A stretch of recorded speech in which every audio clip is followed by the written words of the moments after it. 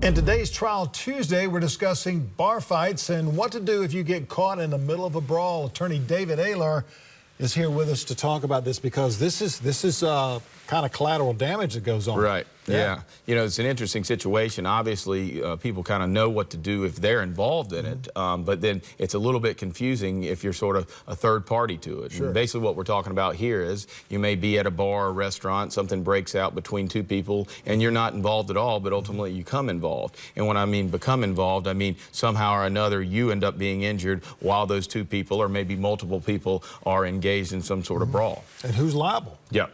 And that's the question. You know, you look at it from the standpoint of, well, you think about the two people fighting or multiple people fighting, and you want to go to them directly first. But then it goes a lot beyond that. You know, where does the bar or restaurant come into play? You know, what should they have done or what did they do? Did they serve the guys too much to drink? Right. Should they have stopped that? Should they have gotten into and separated the fight at an early stage because it could have gotten a little bit carried away?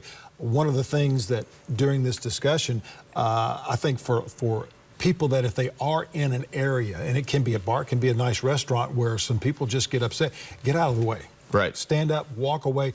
It's not making you a yellowtail or whatever that kind. Right. You're just a smart person. Right. You're just trying to play it safe. Just trying to play it safe, and you can just step off to the side, take your data, whomever you're with, and step off the side.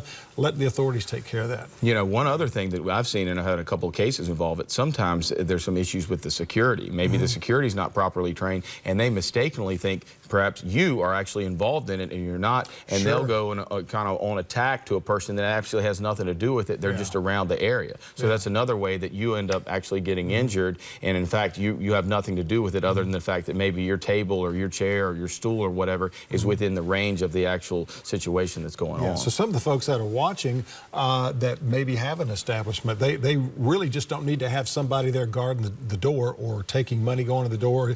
They really need to have someone who is trained because those guys are liable for what's going on.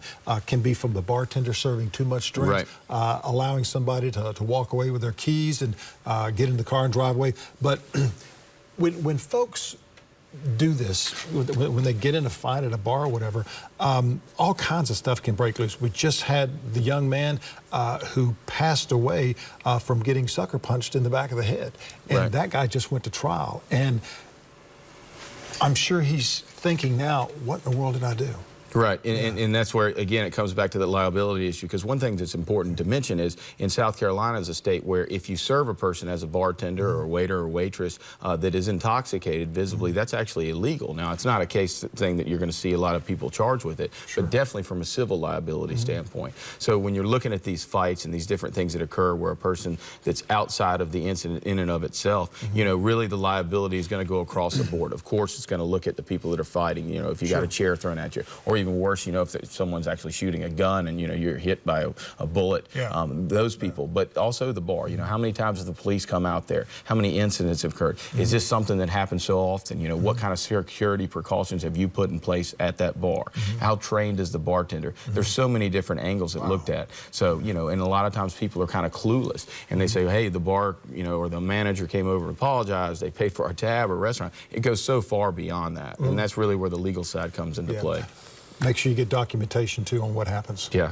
Make sure you keep your tab. Make sure they know that you were there. Absolutely. Because sometimes those video camera, those tapes go kind of disappear real quick. They might. They might. How do we get a hold of you, David?